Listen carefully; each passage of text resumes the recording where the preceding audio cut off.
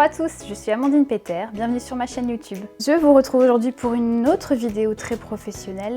Et d'ailleurs, je dois mon costume du jour à ces deux personnes qui ont suggéré que je me déguise en Pokémon. Voilà, merci.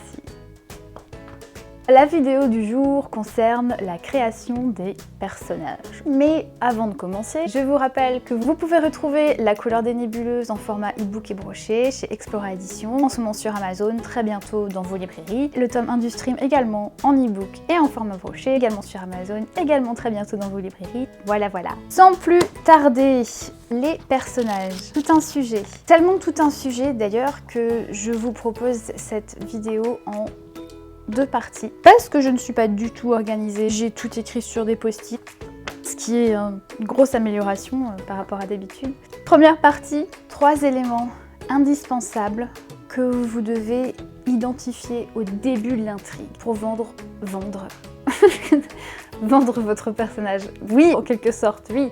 Pour rendre votre personnage plus réaliste, plus attachant, plus intéressant surtout. On va commencer par le personnage principal. Dès le début de votre intrigue, votre personnage va avoir besoin de 3 éléments qui vont le définir. Premièrement, un problème. Si votre personnage mène une vie de rêve, qu'il a exactement tout ce qu'il veut dans la vie, on va enlever un élément intéressant. C'est-à-dire que si votre personnage a un problème, le lecteur va se demander « Mais comment est-ce qu'il va faire pour se sortir de ce merdier ?» Et ça, c'est un élément intéressant. C'est quelque chose qui va intriguer le lecteur dès les premières pages. Pour vous citer quelques exemples, Katniss Everdeen dans Hunger Games, elle a franchement pas une vie très sympa. Elle doit aller chasser pour nourrir sa famille. Son père est mort, si je me souviens bien. Sa mère a complètement démissionné. Elle vit dans le district probablement le plus pauvre de tout le pays. Harry Potter, il vit clairement sous un escalier. Dans le livre que je suis en train de lire, Ready Player One, qui est excellent, Wade, le personnage principal, vit dans une extrême pauvreté. En fait, l'idée, c'est de donner une marge d'évolution, une marge d'amélioration. Comment est-ce que le personnage va faire face à ses problèmes dans le quotidien et surtout comment son problème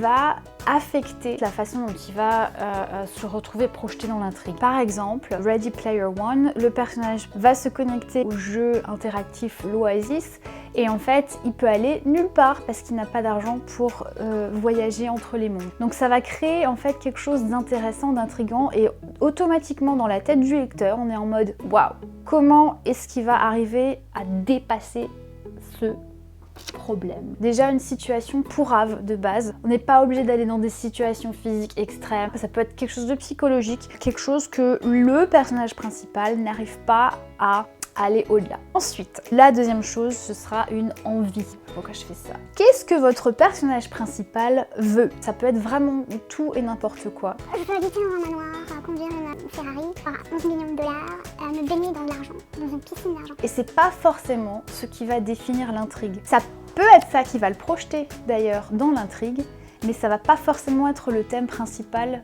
de l'histoire. Ce qui est intéressant, les humains, on n'est absolument pas cohérents. Souvent, ce qu'on veut, c'est pas forcément ce dont on a besoin. Et c'est d'ailleurs la troisième chose qu'on va définir par rapport à ce personnage principal. Donc le besoin, c'est un thème beaucoup plus universel, auquel tout le monde peut se...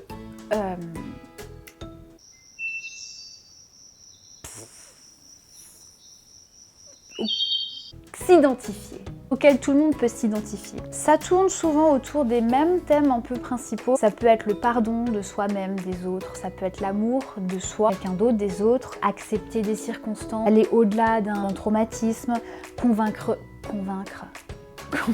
ses peurs. Combattre ses peurs, faire confiance à quelqu'un, faire confiance à soi-même. Une rédemption, ça peut être tout simplement la survie, arriver à se battre pour sa propre survie. Bref, ça va être des thèmes forts. Finalement, ce thème-là va un peu définir tout ce qu'il y a sous la croûte et de votre personnage. Ça va être une leçon qui va définir l'évolution de votre personnage. Alors, on a le problème, l'envie, le besoin. C'est les prémices pour avoir un arc. Je sais même pas si on dit ça en français. Character arc. C'est l'évolution de votre personnage. Si votre personnage n'évolue pas entre A et Z dans votre histoire, c'est qu'il y a un problème. C'est pas juste une personne super douée pour se battre à l'épée qui va se battre à l'épée pendant 400 pages et à la fin il va être content de s'être battu à l'épée. Il faut qu'il y ait une évolution, il faut que votre personnage apprenne des choses de la vie, apprenne ce thème, cette leçon définie au départ. Puis Coucou chaton. Tu dis bonjour? Non. Si? Non. Bien sûr, hein, l'évolution n'est pas linéaire pour personne.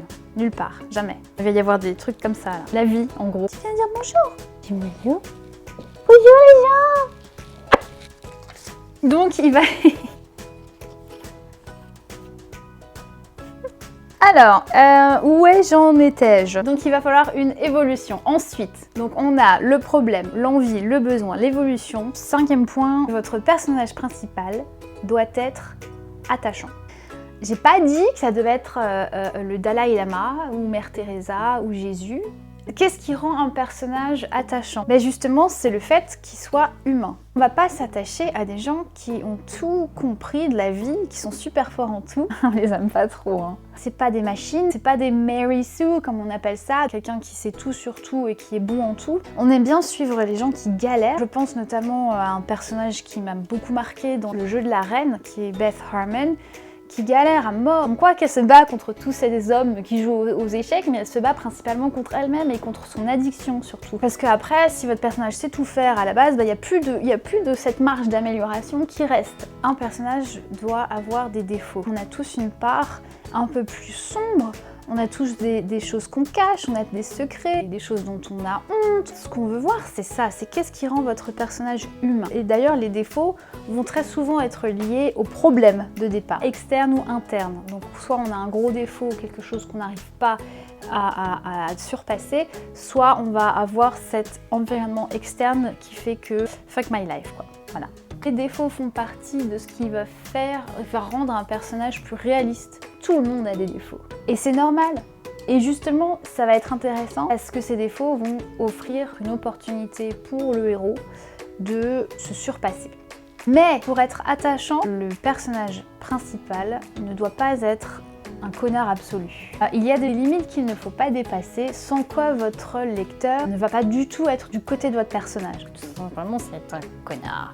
Alors, la limite entre connard et bon allez, je peux comprendre, ça va être hyper fin et ça va dépendre un peu de tout le monde, mais il y a quand même des grands thèmes à éviter. Assurez-vous d'avoir créé un personnage qu'on ne va pas détester. Pour moi, les éléments rédhibitoires, faire du mal à des animaux, profiter de son statut social pour se sentir supérieur. Au niveau masculin, peut-être, ça va être une vue très sexiste des femmes ou de la violence, ou quelque chose de moralement condamnable, où on ne voit pas en fait qu'il y a un travail d'amélioration, on va pas essayer de corriger en fait. Méfiez-vous de ces zones d'ombre vraiment qui vont rendre vos personnages détestables. Après, quand vous écrivez des méchants, ça va être différent. Ça, je ferai une autre vidéo à ce sujet à dire parce qu'il y a aussi beaucoup à dire. Pour le personnage principal, il faut qu'on puisse s'identifier, il faut qu'on puisse le soutenir et vouloir en fait qu'il réussisse à surpasser les événements et les péripéties.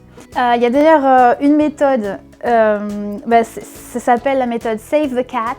Si vous voulez rendre votre personnage attachant, faites-le sauver un chat. C'est pas obligé d'être physiquement sauver un chat. Il y a soit une action, quelque chose qui fait que, on va dire... C'est peut-être un cliché, mais ça peut passer par une bonne action. Pas forcément envers un animal d'ailleurs, mais quelque chose ça va faire un petit dans le cœur, genre... C'est mignon. Ça fait partie de quelque chose à montrer sur votre personnage. Je ferai aussi une vidéo sur le show versus tell, donc montrer ou dire. Pour la construction de votre personnage principal, c'est absolument indispensable que vous montriez à travers des actions, des scènes, des dialogues et non pas... Ah oui, Margaret était une gentille, très gentille fille, elle adorait les animaux. On n'est pas convaincu. Montre-moi que tu aimes les animaux. Globalement, votre personnage principal, on doit vouloir le soutenir et vouloir qu'il gagne à la fin, parce que sinon, c'est pas le but. C'est un personnage qui doit être attachant. Il faut vous poser ces questions-là avant même de commencer à penser à votre intrigue. Parce qu'une intrigue, elle aura beau être incroyable, chiadée, bien embriquée, nickel, si le personnage n'est pas intéressant à suivre, ça va être chiant. Ensuite, et ça, je garde ça pour la prochaine vidéo parce que sinon, j'ai pas envie de faire des vidéos de 20-30 minutes. Ce sera les fiches personnages. Est-ce que je dois faire une fiche personnage? Est-ce que je dois pas faire une fiche personnage? Comment faire une fiche? Une bonne fiche? Qu'est-ce que vous devez savoir sur votre personnage principal? C'était tout pour aujourd'hui. Si vous avez aimé cette vidéo, n'hésitez pas à liker, à vous abonner. Je suis sur Instagram, sur Facebook, Amandine Peter auteur. Vous pouvez vous abonner à ma newsletter sur mon site internet amandinejpeter.com. Je vous invite à cliquer sur les liens pour trouver La couleur des nébuleuses, le stream disponible chez Explora Édition. Laissez un commentaire si vous avez des choses à dire, si vous avez des questions.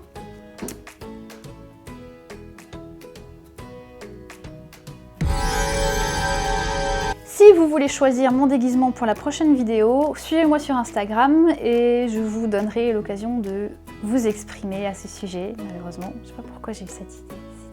Et comme je suis pas du tout douée pour faire une transition de fin,